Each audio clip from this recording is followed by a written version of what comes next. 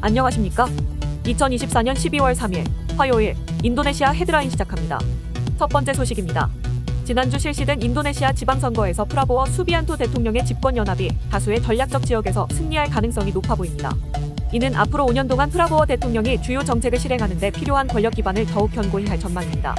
지난 수요일 실시된 이번 선거에서는 37개 주, 93개 도시, 415개 군에서 유권자들이 새 지방 지도자를 선출했으며 이는 인도네시아 역사상 최대 규모의 동시 지방선거로 기록됐습니다. 신뢰할 수 있는 여론조사 기관들의 출구조사 결과에 따르면 프라보워의 여당 연합이 서부자바, 중부자바, 동부자바 등 인구 밀집 지역에서 압도적인 우위를 점하고 있습니다. 일부 후보는 조코위 전 대통령의 지지를 받기도 했습니다. 북부 수마트라에서도 프라보워와 조코위가 모두 지지한 후보가 승리를 앞두고 있습니다. 반면 자카르타에서는 투쟁민주당의 후보가 앞서가며 대조적인 결과를 보였습니다. 정치 전문가들은 이번 선거를 지난 2월 대통령 선거의 연장선으로 보고 있습니다. 전략적 지역에서의 통제력은 프라보워 대통령이 중앙정부와 지방정부 간의 조화를 통해 주요 공약을 실현하는 데 중요한 역할을 할 것이라는 분석이 나옵니다. 프라보워 대통령은 아동 영양 개선을 위한 무료 급식 프로그램과 식량 에너지 자급자족 달성을 주요 공약으로 내세운 바 있습니다. 그러나 전문가들은 이번 선거 결과가 장기적인 정치적 안정성을 보장하지는 못할 것이라고 경고합니다. 프라보워 연합 내 각 정당은 서로 다른 이해관계를 가지고 있으며 향후 내각 개편 등 주요 사안을 둘러싼 의견 충돌 시 연합 내 알력 다툼이 발생할 가능성이 있다는 분석도 나오고 있습니다. 프라보워 정부가 지방과 중앙의 협력을 어떻게 유지할지는 향후 주요 과제로 남아 있습니다. 다음 소식입니다. 메가와티 수카르노프트리 투쟁민주당 당대표는 최근 지방선거에서 공권력과 지역 지도자들이 대규모로 동원되었다는 보고를 받았다며 인도네시아 민주주의가 죽어가고 있다고 우려를 표했습니다. 그녀는 권력을 가진 자들이 국가 자원과 공권력을 선거 승리를 위해 동원하고 있다며 이러한 상황이 향후에도 반복될 가능성에 대해 경고했습니다. 메가와티는 특히 투쟁민주당의 전통적 지지 기반인 중부자바에서 경찰 인사 이동이 정치적 목적으로 사용되었다는 구체적 보고를 언급하며 헌법재판소의 공권력 비중립성 처벌 결정이 제대로 이행되지 않고 있다고 지적했습니다. 그녀는 국민의 목소리가 억압받는 불공정한 선거 환경을 지적하며 국민들에게 압박과 부정행위에 대한 증거를 수집해 목소리를 높일 것을 촉구했습니다. 한편 투쟁민주당은 이번 선거 결과와 관련해 법적 대응을 포함한 다양한 조치를 검토 중입니다. 메가와티는 선거가 도덕과 양심, 문명의 발전을 반영해야 한다며 당이 이러한 원칙을 지키기 위해 노력할 것이라고 강조했습니다. 다음 소식입니다. 2025년 1월 1일 시행 예정이었던 부가가치세 인상이 국민 부담을 줄이고 경제 활동을 유지하기 위해 2에서 3개월 연기될 가능성이 제기됐습니다.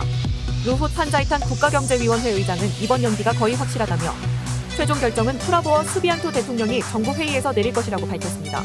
루훗 의장은 전기료 지원을 통해 중산층 가구의 부담을 줄이는 방안을 검토 중이라고 설명했습니다.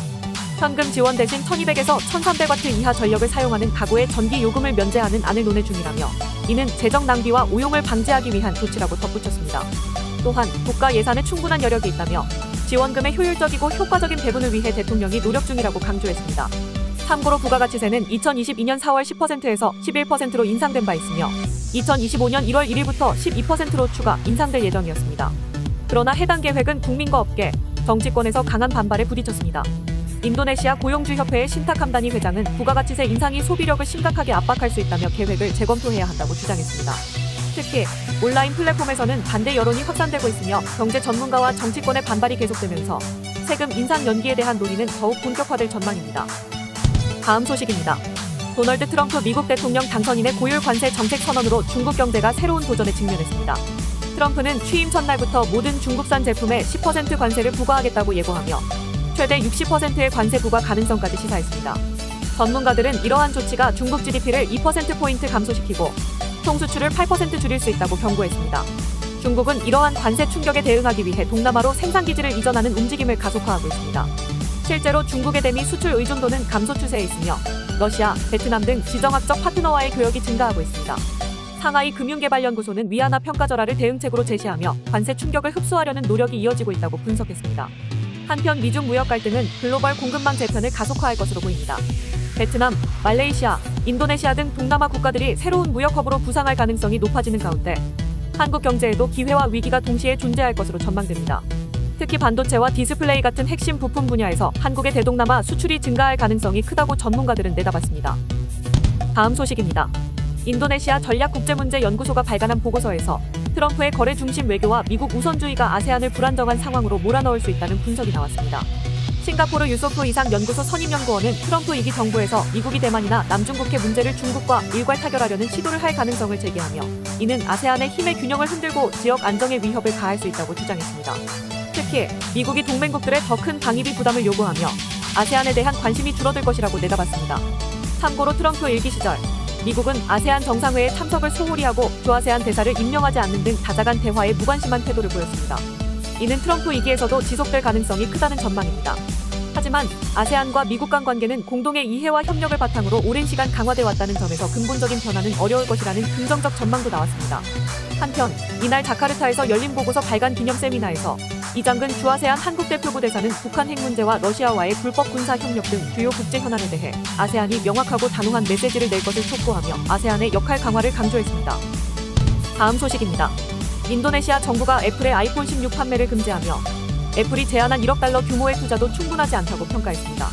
아구스 구미왕 인도네시아 산업부 장관은 애플이 일부 부품과 액세서리 생산을 위한 제조 공장을 설립하겠다고 제안했지만 타국의 투자 규모와 비교했을 때 부족하다는 결론을 내렸다고 밝혔습니다.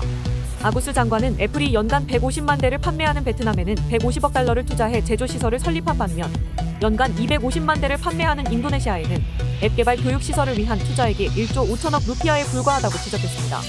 그는 삼성전자와 샤오미가 각각 8조 루피아와 55조 루피아를 투자해 인도네시아에서 직접 생산하고 있음을 강조하며 애플이 자국에서 아이폰 생산 공장을 설립하는 것이 최우선 과제라고 덧붙였습니다.